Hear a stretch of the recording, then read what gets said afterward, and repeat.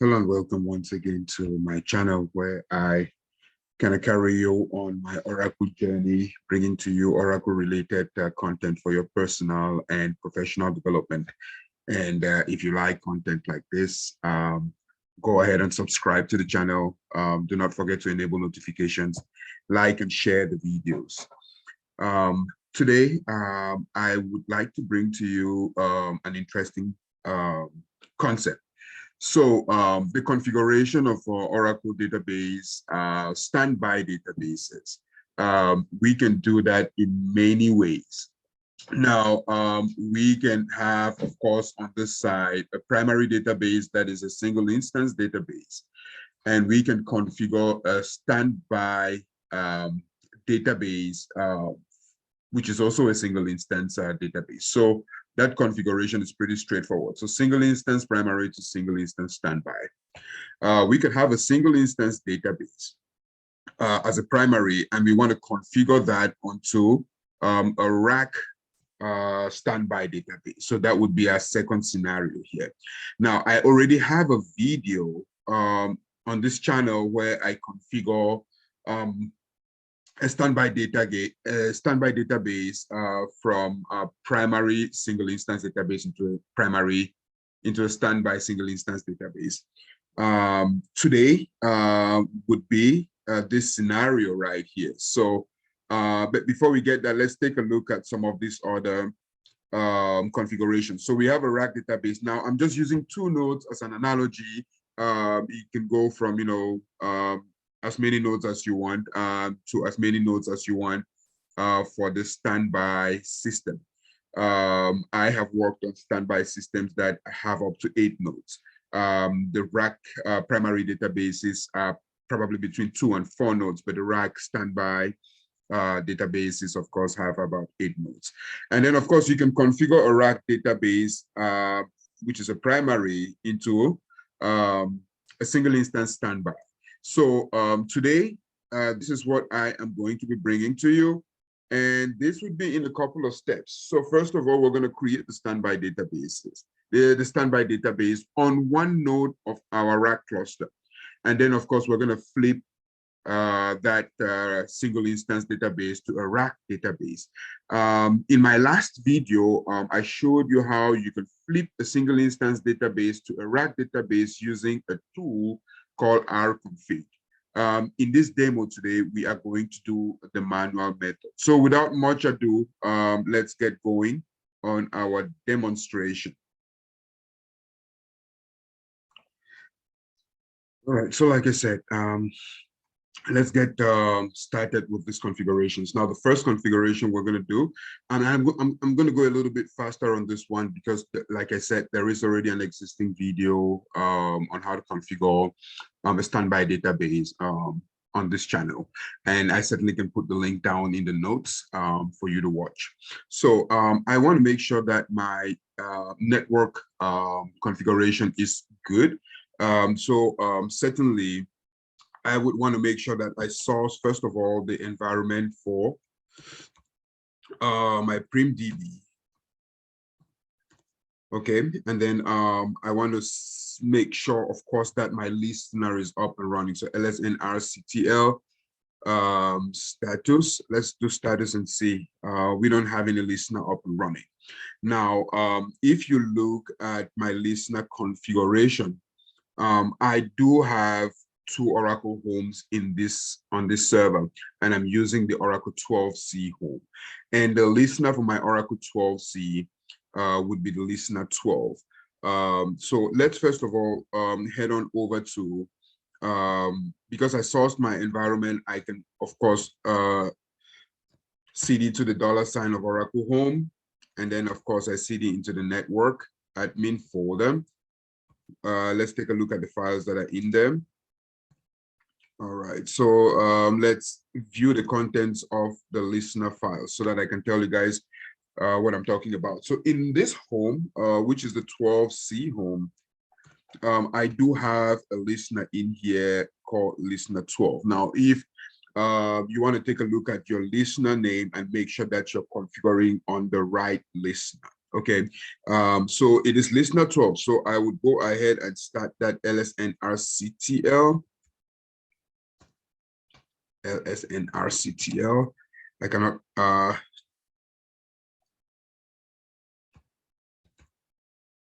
start. Okay. Okay. This has already been started. Okay.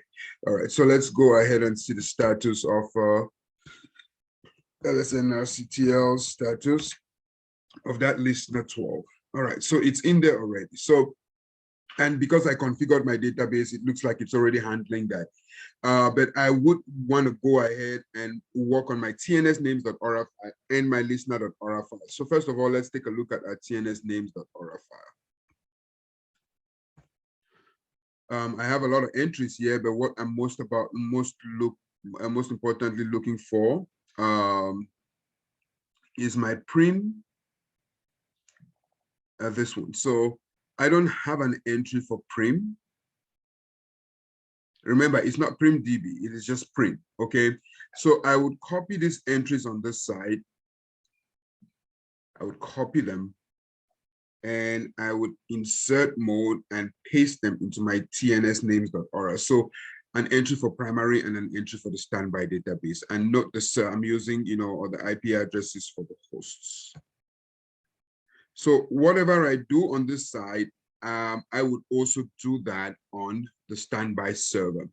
Now for the entry, the seed entry is the static entry for the listener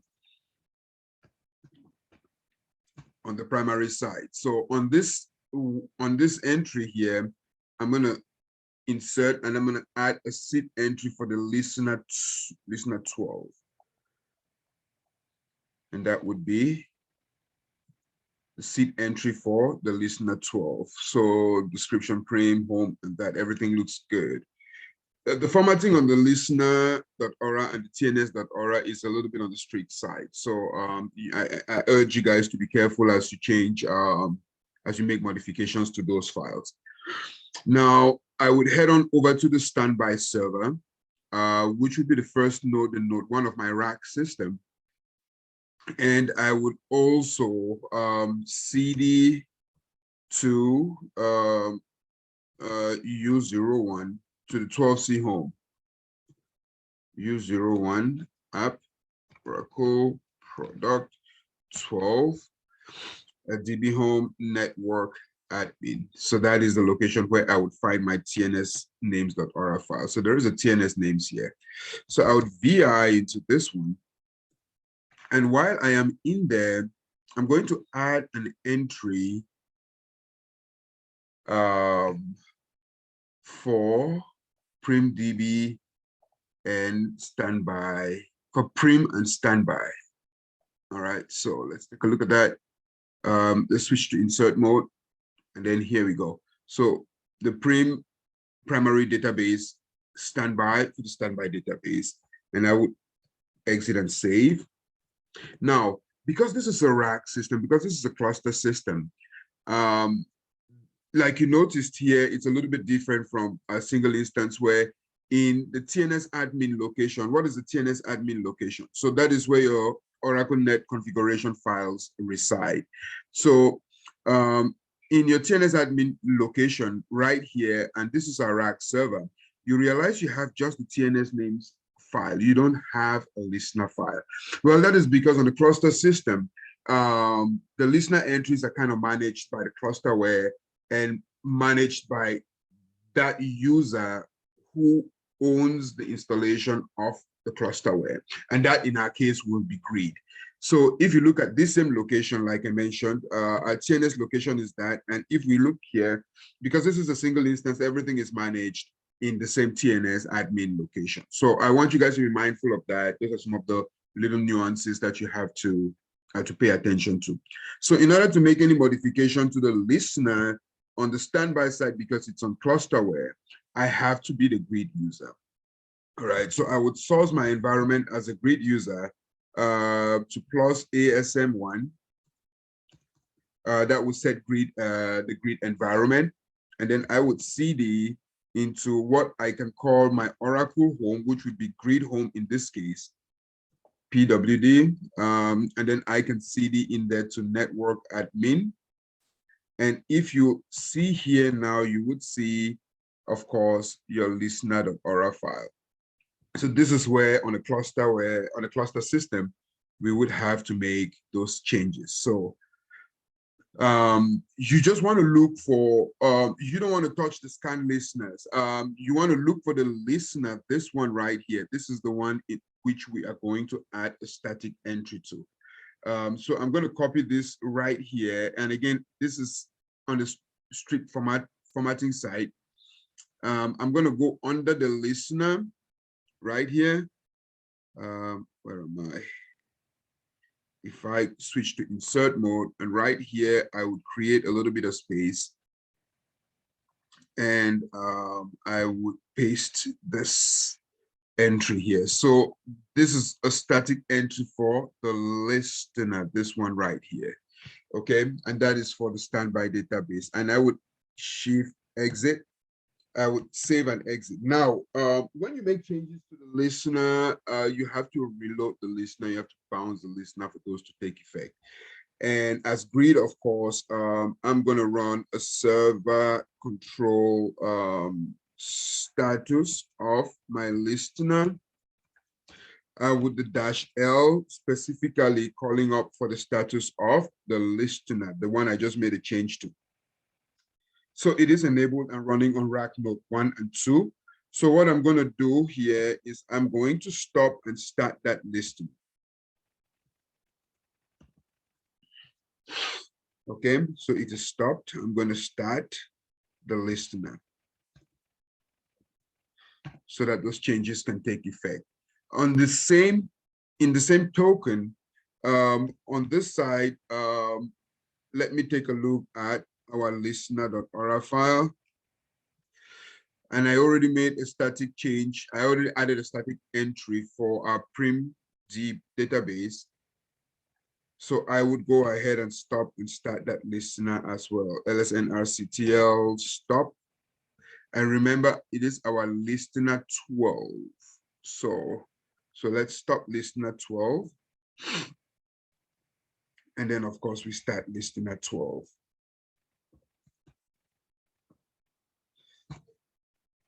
Okay, let me see what's going on. It says listener failed to start.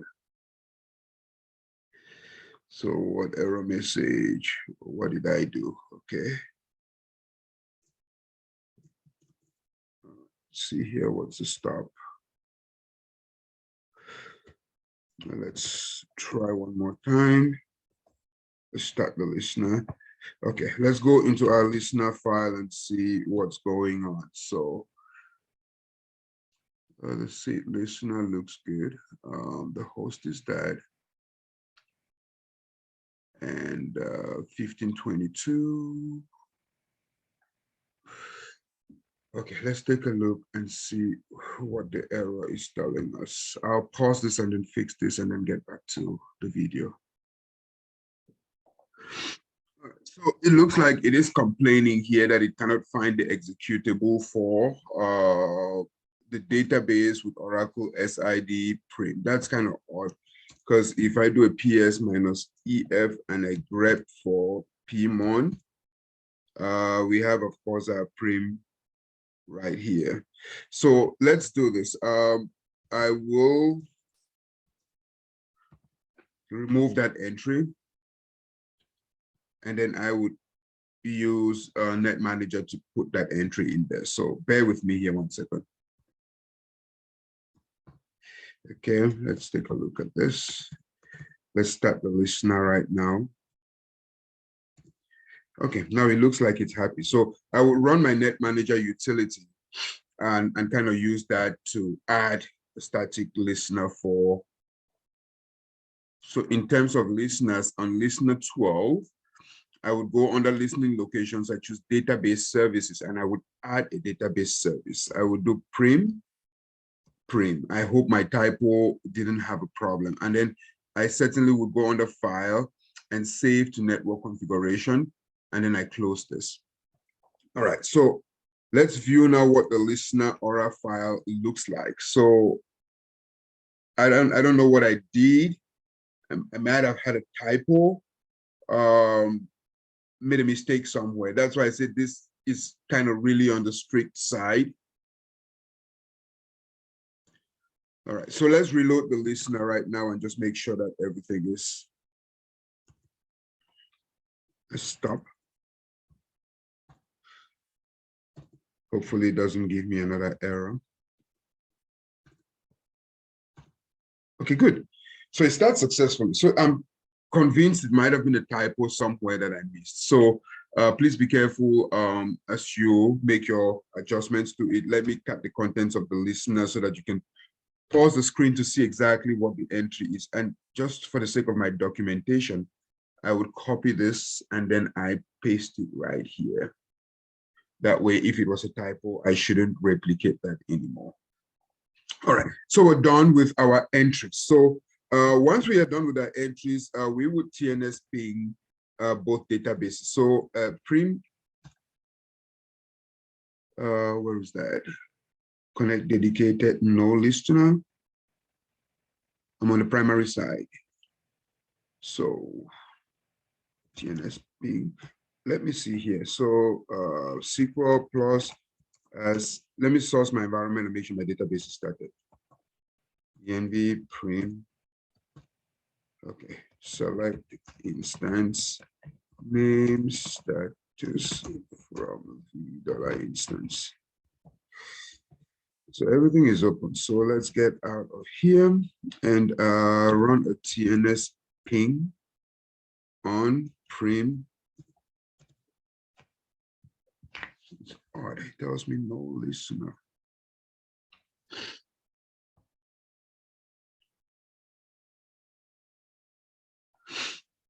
Okay, I think I kind of figured out what the problem is. I think if we look at the status of our listener, let's run the status of our listener and then I'll show you what I'm suspecting. So lsnrctl status on our listener 12. Exactly, it's listening on 1522 and this is trying to resolve this name on 1521. I'm sorry, we just have to make some other adjustments. I'm sorry it's taking a little longer than VI into our TNS names. That's not what I want. So VI TNS names.aura. On that entry, it should be listening on port 1522. And I'll have to make that entry, of course, also on the standby side. Otherwise, we are going to have some issues. Now, like I always say, one of the most difficult things with data guard configurations, creating a standby database, is with the networking connectivity. If you can get past this, then you wouldn't have much of a problem. So let's go into a TNS on the standby side as well and make sure that we fix that entry. Otherwise, we're going to be in a whole lot of trouble. I switch to insert and I correct that. And of course, for the purposes of my documentation, I'm going to copy this. And certainly, and as DBAs, of course, we work a lot with documentation. So as I do this, a lot of you are familiar with why I am doing this, because 2 weeks down the line, 2 months down the line, we will not be able to remember what we did. So it's always good to capture your documentation. It's good practice. Okay, so let's try our TNS pings right now. So right here, TNS ping, prim db, sorry. All right, now it resolves nicely. So we would do a TNS ping for standby. Standby doesn't seem to like this. All right, so. Right, guys, so forgive me because I'm shooting this video raw. You know, we're going to troubleshoot some of these issues as we see them. I was kind of looking around and I saw that when we were trying to start our listener here, it failed. So what I'm going to do is I'm going to call up the net manager just to take a look and see what's going on. Let's see what our seed entry in the net manager is. And I mean, certainly, right, before I call the net manager, let's just take a look at this. So let's VI into our listener.aura file. Let's look at let's see, seed underscore. Let's look at let's find that pattern, seed underscore listener. Okay, here we go. So it's right here. So seed listener, right? The name, the Oracle home. Oh, okay. I think I see what's going on here. Well. I'm not sure what I copied. But let's take a look here. This should be product. Just to make sure I'm not messing things up, I would copy the Oracle home all the way right here and make sure that I replace it with the right Oracle home. And let's see if something like that, of course, certainly is gonna be a major issue. So otherwise, because I don't see any other errors with my entries, let's just take a look here and see what happens here. So let's start up that listener one more time.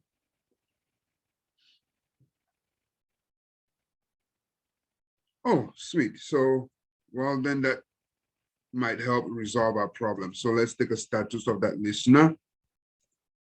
Okay, good. All right. So let's try a ping again, a TNS ping again right here. So TNS ping standby, voila, it looks like it resolves it. So let's do our TNS pings from this side. So TNS ping, do I have my environment sourced here? Export Oracle home equals that. Export path equals $sign Oracle home. And then the bin location, and then I prepend it with a path variable, and then TNS ping, standby, that works. TNS ping prim, that should work. Okay, good. So network looks good. So I'm sorry it took us a little while to get across the network issue. So on the next part of our plan would be to kind of copy over the password file. Now, here is the thing, when we are copying over the password files, for now, we'll copy it over to the standby server. But because we are trying to convert this single instance standby database to a RAC database, for those files, you would agree with me that you want them on ASM storage. But for now, let's just go ahead and copy those over to the default DBS location. And I would use SCP. Let's go ahead and SCP that file, which is a password file for our primary database. And I would send it over to the standby database, and I would rename it as I carry it over. So it's going from Aura password prim to Aura password standby. So this is the first time we are connecting. I would say yes. It's going to ask for the password, and I would provide that. So if I look over to this location on DBS over here, I should be able to see CD into that location. CD DBS. If I ls minus LTR, then this is the new password file that we brought over. Now, on this side as well, while I'm on the standby side, I want to prepare for starting up an instance that would, be the startup instance for the standby database. So we've done this already in another video, but I would have to create an initialization parameter file. So if I'm following my documentation, before we get to that, I would, as I move this database over to the standby side, I would, move file systems from regular file systems to ASM file systems. So I want to prepare on the standby server the different folders that I would need in order to move the files in them. Now, ASM, I have to run that command as grid. So I already have my environment sourced here. I will just go to ASM CMD, which is the interactive command line for ASM utility. and I will start making these directories right here. So this directory would be the main directory for the data files for the standby database. This directory here would host the the broker files because we would configure DataGuard broker alongside with this. And this would be for the password file, like I just mentioned earlier. This would be the flash recovery area. For that, this would be for the broker files as well, one of the broker files for the standby side. And this would be for the archive logs. So now that I have those folders created, and then I would on this side also make the ADUMP directory. So you can go with this in any order. As Oracle, I would make that ADUMP directory because I would need that ADUMP directory once I start my RMAN duplicate. Okay, so before we start duplication, let's check some parameters on the primary side just to make sure we are doing okay. So I would source my environment to prim, and then I would go into that database and I would make sure that some of these things are activated. So force logging, let's see what it looks like at this point. We don't have, let me format this again, colon force logging. Format, let's put a, maybe let's just give it 20. It doesn't really matter. So, okay. So currently we are, flashback is not enabled. Log mode, we are in archive log mode, which is where we want to be. Force logging is not enabled. So as we start, I would alter the database, force logging. Force logging, should that be, I don't think I would have to use the underscore. So let's take a look at that. Force logging. I don't think I would have to use the underscore. All right, database altered. And then I would also, for flashback, I would alter database flashback on. All right, now we can recheck our SQL here to make sure that all of those have been taken care of. So flashback is on, archive log is on, force logging is on, and primary is on. Now, one of the last things I would do right here would be to show parameter standby file. Let's see what the file management is. So standby file management is manual. So I want to switch that to auto. So alter system, set standby file management equals auto. And of course, if this was with scope equals both, if you like, and then if this was on a RAC database, of course, you want to specify on all the nodes using the seed command. So it doesn't matter if it's a single instance, it's still going to work. Okay. All right. So let's see what our log archive dest1 parameter is set to. So let's take a look here. Show parameter. Log archive dest1, we don't have anything set. So we shouldn't have anything set technically. We want to set our archive log dest parameter. In our case, let's show parameter. Let's do archive log list. So it is using DB recovery file destination area. So in order to know what that is, we can show a parameter recovery, just recovery, and it's going to tell us our DB recovery file destination in this case is called home Oracle. And I want to move this a little bit to the default. Oh, that's all right. I'll leave it that way. So, all right. So let's use that. So I would alter system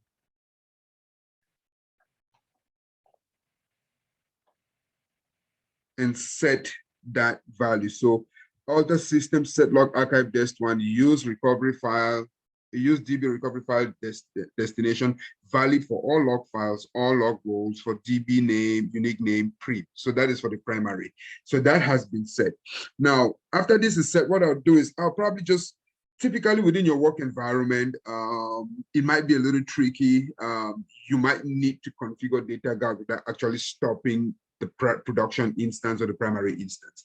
I would go ahead and maybe do that because this is a test environment. And if most of the parameters that I changed are already active, in memory. So I would create a P file from SP file. Now, the reason I am doing this is so that the more recent changes that I have made would be replicated in an init file that I can copy and maybe edit and then take it over to the standby side. So let's go ahead and take a look at that. So by default, because I didn't specify the location of a P file, it is going to create that P file in the DBS, Oracle Home DBS location. So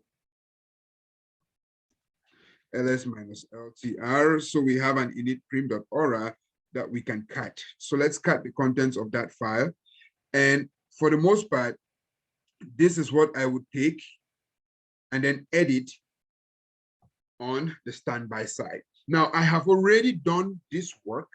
I already have an init file that I changed. Of course, if you see here, the prim, I changed to standby, the audit destination, audit trail. So most of this is good, except for some things will change. Of course, the standby will change. And now, if you notice, because the control files are on file system, Oracle file system, and these ones are going to be on ASM storage, I have to put them on ASM. So I had created these locations from when we saw the last time, if you remember. So data standby, and then FRA standby. So those folders are already created and I would use them to host. So I would go ahead and copy this on the standby side. So as the Oracle user and in the DBS location, I would VI, so just to make sure that I am in DBS location, that's it. So I would VI and create that standby initialization parameter file. I would insert and I would take a look at all of this and put here. In the interest of time, I had already done that ahead of time. Now, what's most important that I need you guys to pay attention to is the database name, which is for a primary and standby, the database name is going to be the same, but the unique name is going to change. If you look here, we should have a database unique name somewhere. Let's take a look at that. Grep name. So it only has the name. So if we go into the database and show parameter name, you would see here that the database name is prim and the unique name is prim, right? Now the instance name is also prim and then the service name is prim. All right, so let's go ahead and save this here because we are going to do this. Let's save that here and then let's start up this instance. So we already have our environment. Let me just grab what our environment is. Oracle Home. Okay, path has not been set. I would probably just source one of the databases that I have here. So let's look at the Etsy or a tab. And I have, I could source any of these databases here. I probably just do one of these databases here. So .RINV, I source that database. So when I do that then, and then of course I try to see what my environment has been set to. So I would change the Oracle SID. So I would export the Oracle SID to standby, which is what I need. And then I would run into SQL plus as sysdba, and then it's going to be in the it's going to be in an idle instance state. And this is all about sourcing the environments like we did here. And then I would start in no mount. So let's go ahead and start up this database in no mount. So let's do that. Let me make this a little bit bigger here. Let's start that up in no mount.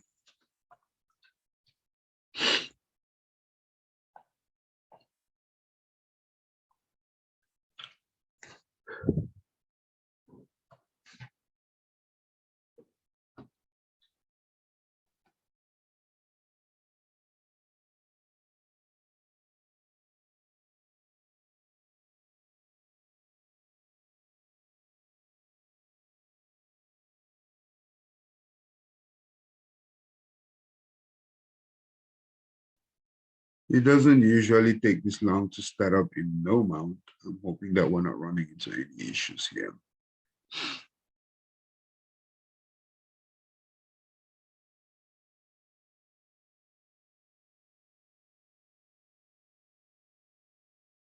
I hope I'm not running out of memory on something.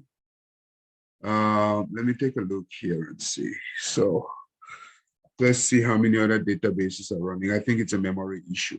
I'm just going to pause this and fix that. When I start seeing things getting slow here, I'm going to have to free up some memory. If there are some databases that are running,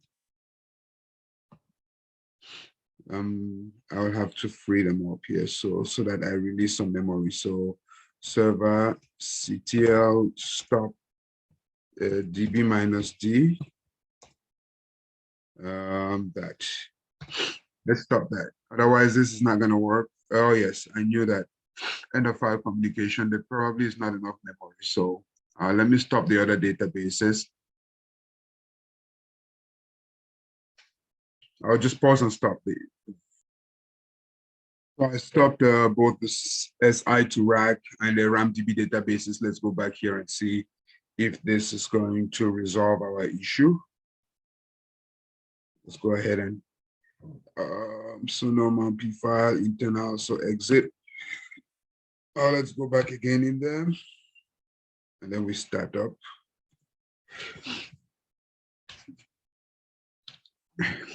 In no mount. Okay, good. All right. So again, guys, this sometimes we get the errors. It's taking the video a little longer, but I think we're using it as opportunities to learn, right? So if we run a free -h, just to see how much memory we have and what is used up.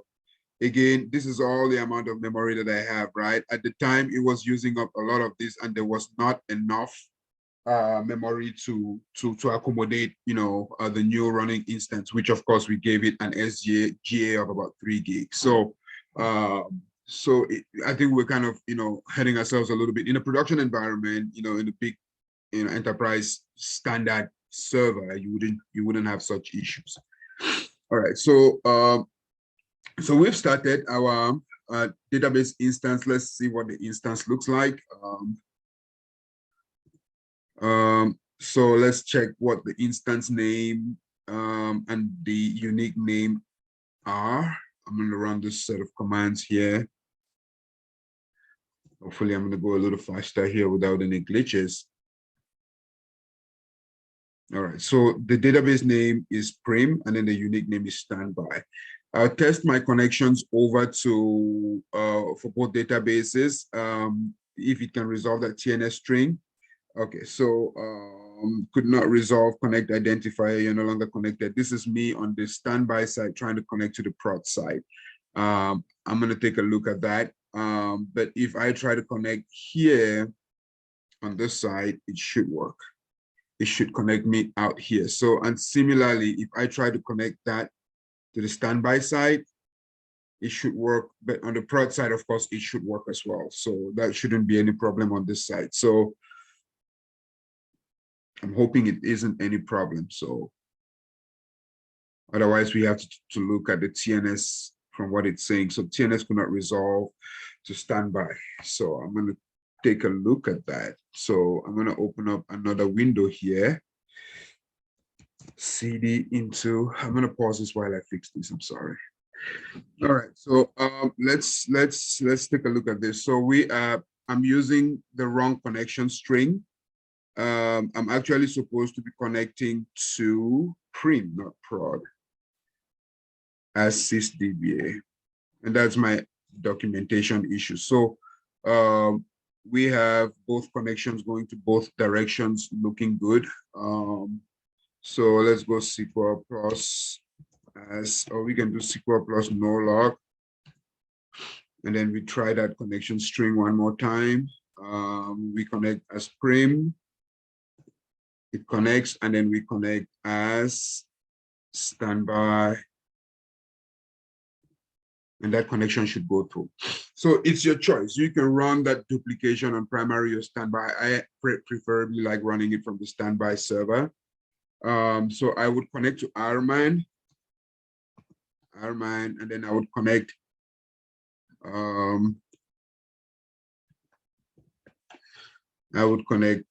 my target first.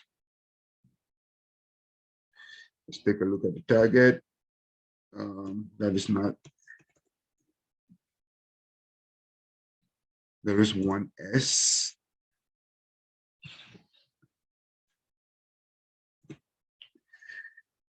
So connect target there.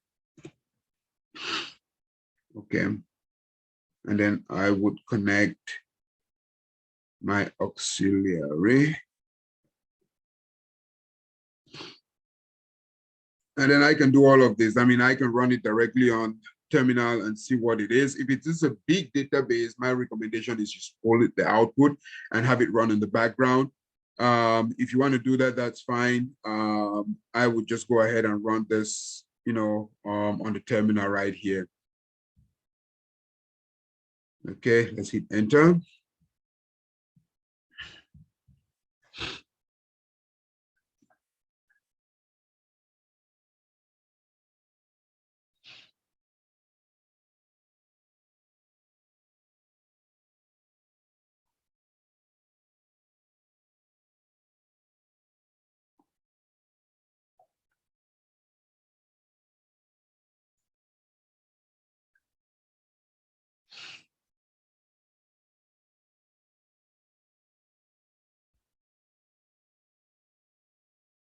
I did when I was doing the initialization parameter files. That's why you're seeing conversion of names.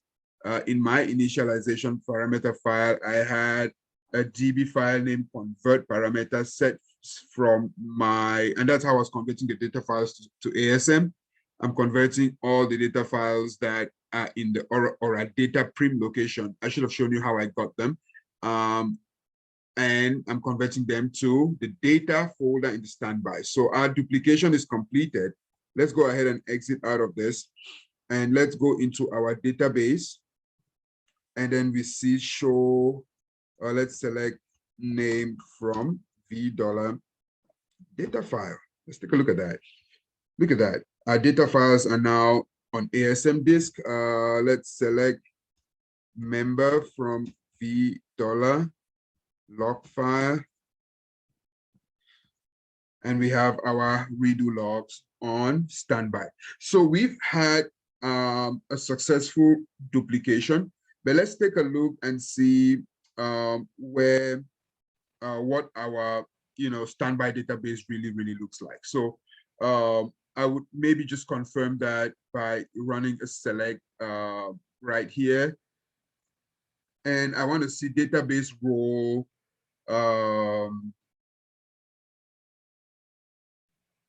Database name and role from that. So it's been open, it's mounted, it's a standby database. All right. So in order to convert to RAC, remember, RAC means I want to have two instances of these databases running on the cluster, right?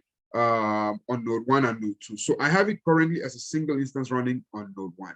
Now, remember, I also had a tool I used in the last video, rconfig. We are going to use a manual method, which means we're going to use a P file in order to get this database going. So now, right now, what I would do is, so if I would create an SP file from this P file. So create SP file. So what I want to do is I'm going to create a new P file for the RAC system. Now, in that P file, I'm going to add cluster related stuff to it. Okay. But I want to create an SP file first. And I'll just let this go in the default location. All right. So I would start my database, of course, with the SP file. So exit, let's shut down.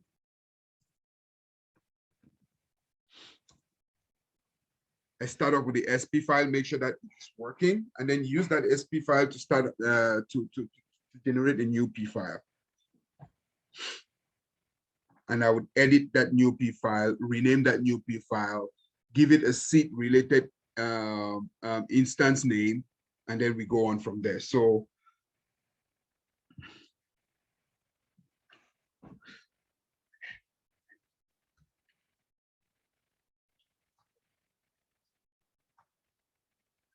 okay, good. So let's start up our database right now, still in mount mode.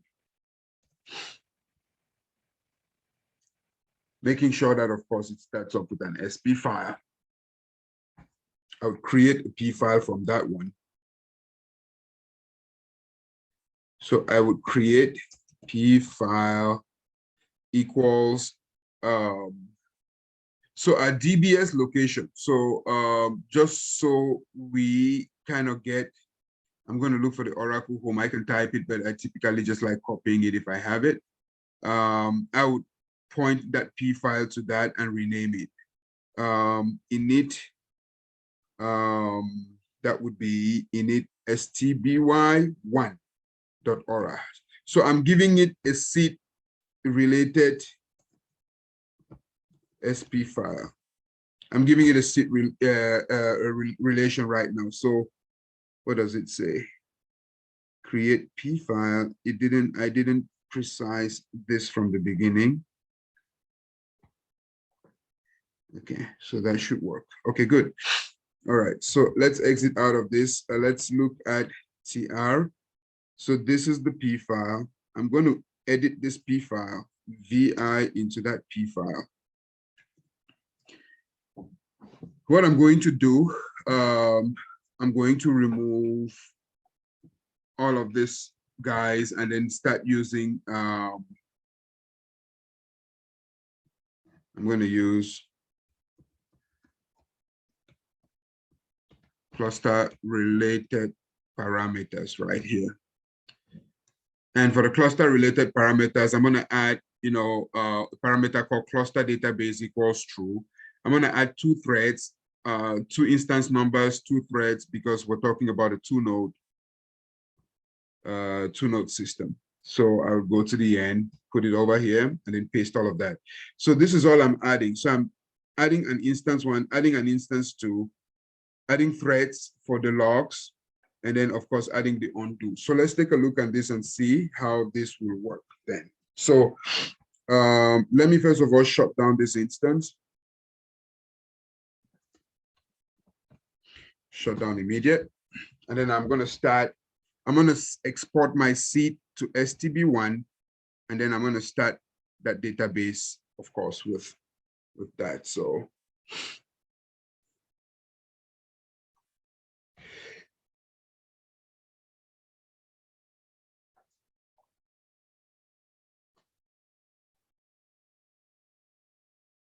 copy this, okay.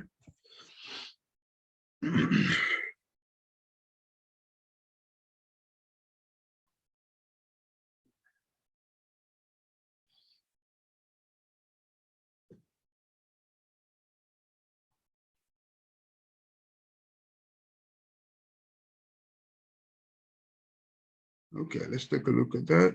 No, let's do exit out of this. And then let's export SID, Oracle SID, sorry. I already had it copied, so let's paste it here. So SID, and then I go back into SQL. And then I'm going to start up using that no mount P file equals. Let's take a look here and see. So this would be the P file. Okay, let's take a look at that. Let's get it started. Once it starts, I would then create the SP file that I plan on using for the RAC database. So if this successfully starts, then I would certainly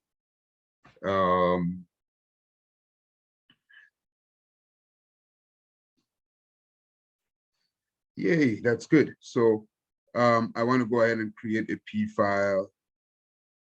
I want to create an SP file from this P file. So I want to create this SP file, then from this P file, because I like it. It works. It's just a few moving steps. But once you get the hang of it, all right. So I have then created an SP file from that P file. And now I would start up, mount using that P file. So exit out of this. Now, what I would do,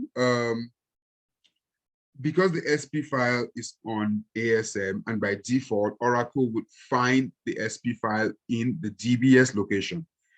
My current SP file, so this one that I used to create ls-ltr, this one right here, I would just move this to, I would rename this, because in this location, in this location, I would have to create a new SP file for that seed, a new init file for that seed, but I would point it to the only entry there would be a one-liner entry pointing to the SP file, so that when it looks for the init file over there, it reroutes it to the SP file. All right, so now that we have done that, I will start up mount using that SP file. So so let's get back into systba. So start up mount. Let's shut it down actually.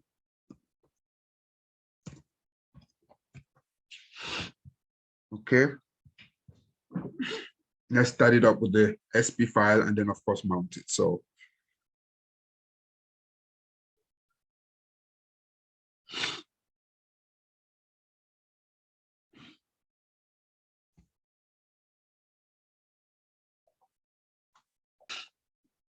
all right, so let's start up mount.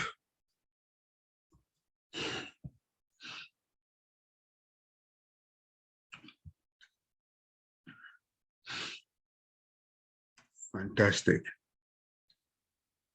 So it is able to mount. So we are able to, let's take a look at, let's select instance name status from the $instance. So we are able to mount that. So let's shut down this and then we add it to clusterware. Let's add it to clusterware. So we're going to use server controls. But before we do that, I would like to move this password file to ASM so that I add it, of course. I'm going to make this a little bit bigger here while I work with this. So I would move, I already made this directory standby password, if you guys remember. When we're making ASM directories, we already made that, no, this is data standby password. So yes, I think it's the same folder that we needed to make data standby password. So right now I'm going to go into ASM as grid, and then I'm going to copy this password file that is on DBS, and I'm going to copy it into ASM. So I'm going to use the password copy command. Let's go back in here. And as grid, and since we are still in ASM, I'm going to do the password copy command, copying this file to data standby password standby. Let's do that. Okay, so that file has been copied. Now, the reason I do that is because, again, like I said, for RAC databases, you want all of the shared files in ASM. So we're going to run this command to add a database to our server control. And that database, we're going to specify the Oracle home for that database. The type would be RAC. The SP file would be the SP file that we created, which was this one. And the password file, of course, is going to be that in that location as well. The role is a physical standby. The database name is prim. And then the unique name is going to be different. So the unique name is going to be different. And then these groups, of course, we're going to specify all of these guys in here. So So we're going to add database standby.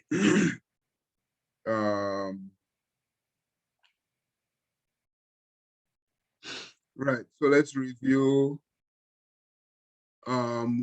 right here. So we're going to exit out of this, and then we're going to go to server CTL. Let me just paste the command, and then we can review that. Let me make this a little bit bigger so we are reviewing that as we go, right? Let's clear all of this. So let's review that command.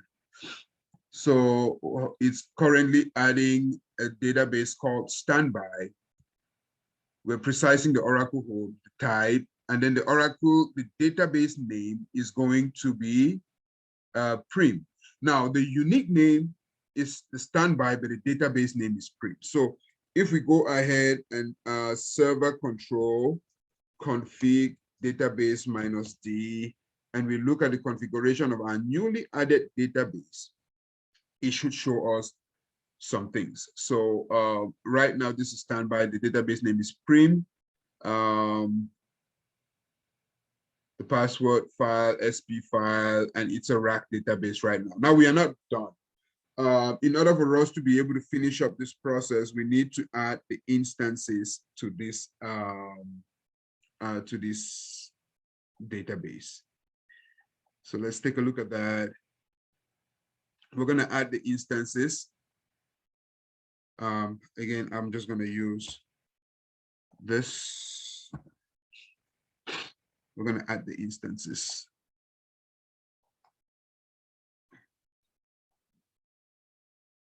Let's do that. We're going to add the instances of that database on RAC node 1. We're going to add an instance 2 on RAC node 2. And then we're going to look at the configuration of the database. So it says 2 instances on RAC node 1. And let's try starting the database now in the mount state. And hopefully, if everything goes well, we should be good. With the conversion manually to RAC. But remember, we haven't finished our configurations for data guide. So bear with me here. So if I am on this node and I am looking at, let's say, go use 01 to the diag location, Oracle, diag, RDBMS, standby should be an instance specific now, trace, and then we tail the alert log. So we tail alert log. So alter database mount. So we are failing. So let's see why we are failing.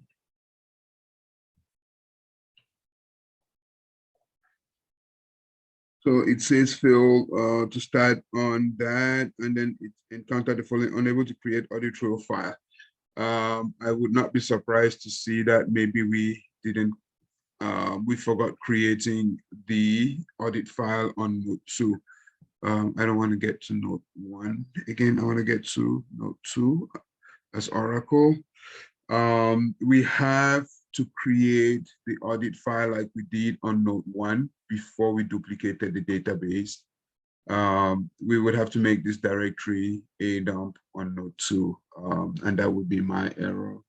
So let's see if we can restart that. So let's check the status of that database first of all to see if it actually is running on any of the nodes.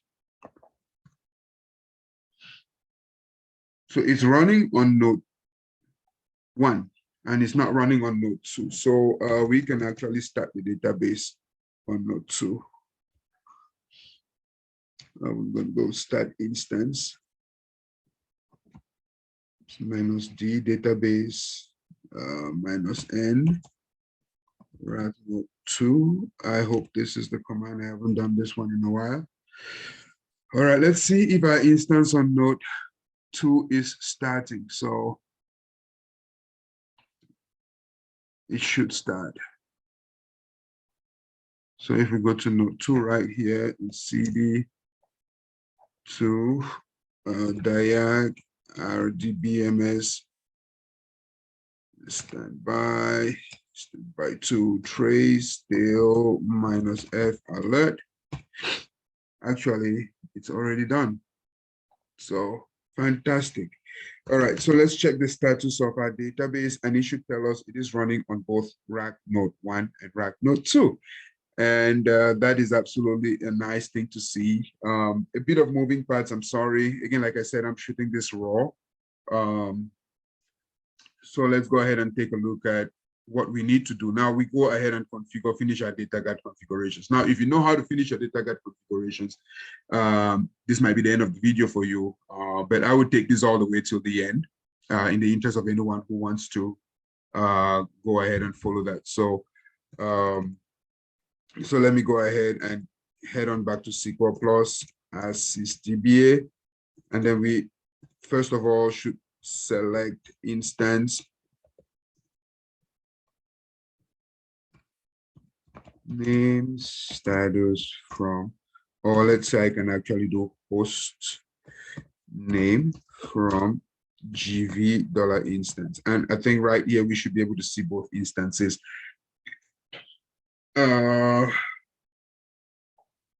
Status, I think we should have a comma here and then the host name. I was kind of wondering why.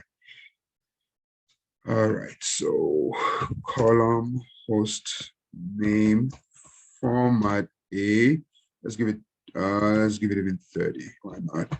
And then let's rerun that. So now this looks beautiful. So standby 1 mounted rack node 1, standby 2 mounted rack node 2. So we are able to convert that into a RAC database. So remember, our primary database was a single instance. Now this is a standby database, which is, we've switched it to a cluster database. All right. All right. So before adding logs, I just want to make sure, and this will be my recommendation to you guys.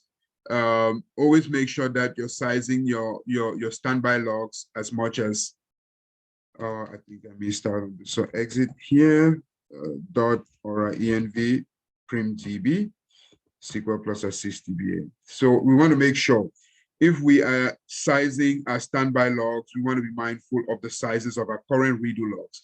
And we also want to be mindful of the threads, because the threads are the most important. Typically, I would add 1 extra standby log per thread. And right here, I have 3 threads. So I would add 4 on my primary side, and I would add 4 on my standby side. So I'm going to do that right here. I'm just going to copy all 4 of them, and I would run them all on the same. Make sure, and then I would make sure that I run this all 4 as well on my standby side. So I would run this as well. Okay, so select, let's describe v dollar, or let's just select, we can take a look at this here. So select member right here. So let's run this query. So select member where type equals standby. That was what I was trying to come up with. So we have that, we have 4, and then right here we have 4 as well. Okay, on the primary server, I would make some parameter changes. I would start the data guard configuration, the log archive config. That would be for the primary side. That would be for the primary side. I would also start set log archive dest 2. I would do the file server. I can actually just copy all of this and run just to save time. So you can pick one after the other, make sure that everything is running. And this is why you don't want to run all of them. The system. Oh, this is the one that actually didn't run. So yes, I don't want to set the broker right now yet. I want to make sure log is shipping, and then I set the broker up. Then I would run this as well on the standby. So RAC node 1, and I would run that also on the standby. And I'm going to see what the broker configuration parameter is for both of the databases. So the files are right there. The files are defaulting to DBS. Remember I said it was going to default to DBS. So I want to show if test state 2 is enabled. If it is, I would defer or enable and then make sure I start my apply services. I start the MRP process. It's currently deferred right now. Let's take a look at this one. It's enabled. So I would enable it on this one. I will enable on both sides. I will enable on both sides. It's enabled here, it doesn't matter. I'll enable on both sides. This time around, I put the seat just in case. And then I'm going to start my MRP process. Now, I want to take a look at, and let me open up my POTI here. I'm going to open up a POTI session. That way I have a different terminal. Where is my RAC node 1? It doesn't, yeah, I'm just going to open up a new one here. So let's exit out of this. I have too many windows open. I'm going to close this out. So RAC node 1, I actually have the lock. So, okay, so I'm going to close this one as well. This is grid on RAC node 1. I'm going to close. If I need, I would open. So I have too many windows, and typically I don't like that. It smells problems. You could definitely. So let's go ahead and do that. So I would, for my RAC node 1, just to see, I mean, you certainly can Oracle add, let's do paste here, 111, and then Oracle. Okay, let's make this a little bit bolder, bigger and bolder. Appearance change. There's the 12 bold, and here we go. All right, so let's do that. And let's do this. So I do have, of course, CD into my U01 location at Oracle, Diag, RDBMS, standby.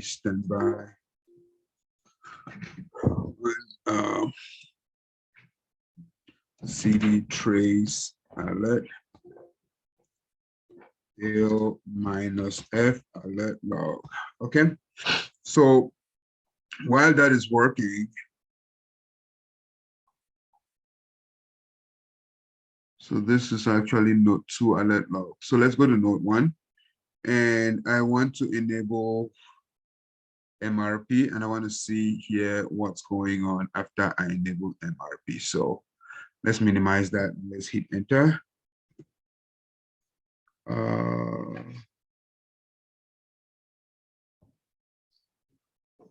Let's do that. Disconnect from session.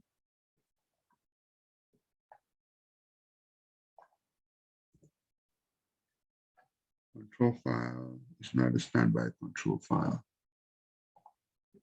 This is not where I should be running this, so I'm sorry, guys. Let's exit out of this. This is on our primary database. We are supposed to be running that on our standby database. So we're going to do on our standby, we're going to start the recovery process.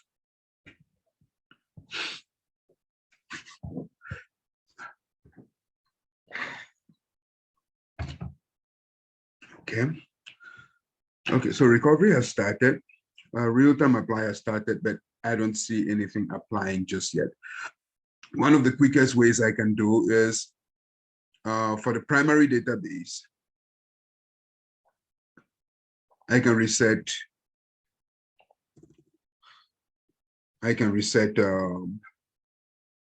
this. I would defer scope equals both seed equals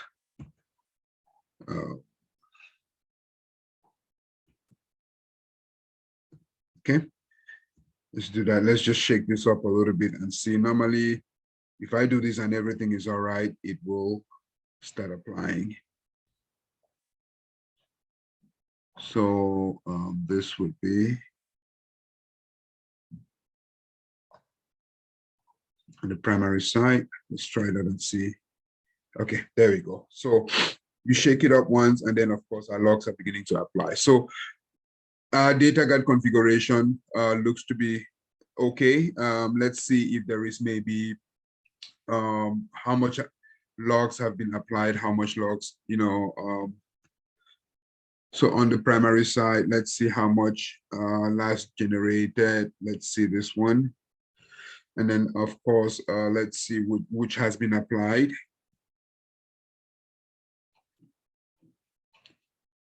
Let's see, so 10 has been applied, and then I can do an alter system switch log file just to see how things are going on the side. So we can do that again, but clearly we can see that our logs are certainly shipping. So yeah, so right now it's at 11. So I think we are good. So the next part of it, of course, would be configuring data guard broker. And let's see here for our data guard broker. What I want to do is, of course, now that we have established that our primary database is doing okay, standby database is receiving logs and applying them, we can go ahead and let data guard manage this for us going forward. And for us to do that, therefore, first of all, maybe we just kind of cancel apply. And then I would set the data guard broker to true on the primary server. This is the point where I would definitely set my data guard, broker to true. So let's first of all see if there are any gaps in our logs that are being applied. So there is no gap. So that's kind of really what we like to see, basically right there. So now, if I don't disable log archive destination 2, in the process of setting data guard, it is going to fail. So I would do that right away before, I start, any data guard broker configuration. So data guard provides an, application interface, application API, automatic that kind of, controls the log shipping of your archive logs from primary to standby. So let's cancel apply. Now that we know that everything is working well, we're going to cancel apply, and then we're going to reset, log archive destination, and we're going to do that for both databases, primary and standby. So we're going to do that for primary, for standby. We're going to do that for primary. Now, and then we're going to start the data broker configuration. So we're going to set data guard broker true for primary. We're going to set data guard broker true for standby. Now, if you want to see the corresponding data guard broker configurations, you can certainly do that using the show parameter broker. Let's take a look at that. It's looking like that on the standby side. Let's show what's here. So let's do data guard stat. It didn't convert on this side. So scope both. This is a single instance database. So let's do that. Data parameter file cannot be modified because the value is invalid. Data guard broker configuration file inaccessible. All right, so let's reset the data guard configuration files on this one. I'm not sure why. Alter system, set data guard broker configuration. There's always something interesting. Digibroker config file 1. Let's set it to, let's do that.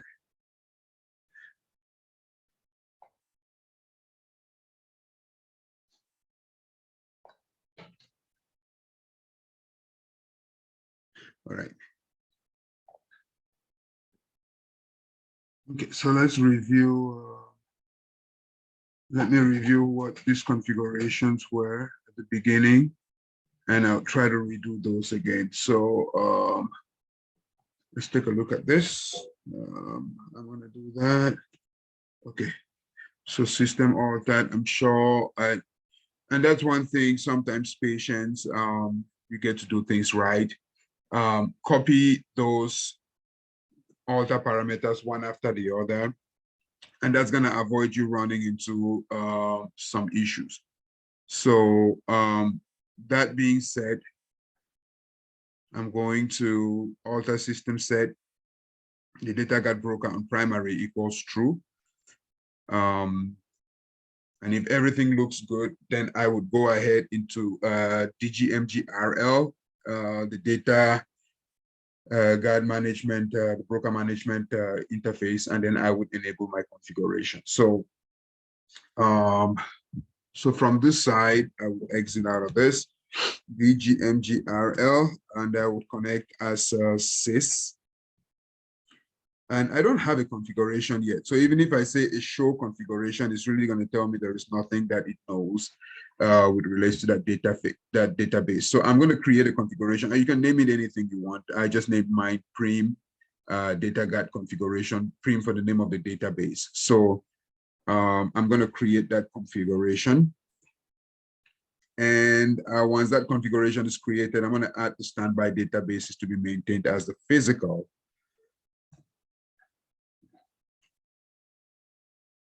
So because we disabled the log archive 2, it doesn't complain. So right now, if I do a show configuration, it's disabled, but there is a configuration now showing as a primary database, standby database. So all I have to do left here is to enable configuration to enable my data guard to start running. So once that happens, automatically it should kick off, the recovery process by itself. And that's, I always recommend data guard to be the data guard broker to be used to manage data guard services. So it's kicked off the recovery services. So if I do show configuration after enabling it, it tells me something about apply lag has specified threshold. There might be a few things I want to look at. I want to look at, I have a query here that I have used in the past to see if maybe something on node 2 might be the issue. I may not have TNS entries on node 2. That might be one of the issues. I certainly will want to take a look at that and see. Let's go ahead and do that. And so this is node 2.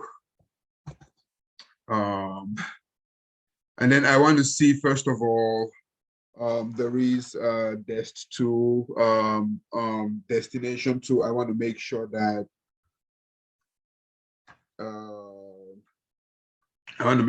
I see if there are any errors on the archive log shipping for the second thread. So let me take a look at the TNS entries here and see, first of all, if that fixes the problem.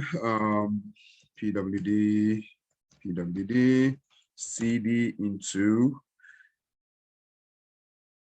that product 1.2 network admin TNS, no, VI TNS names. So we don't have an entry here.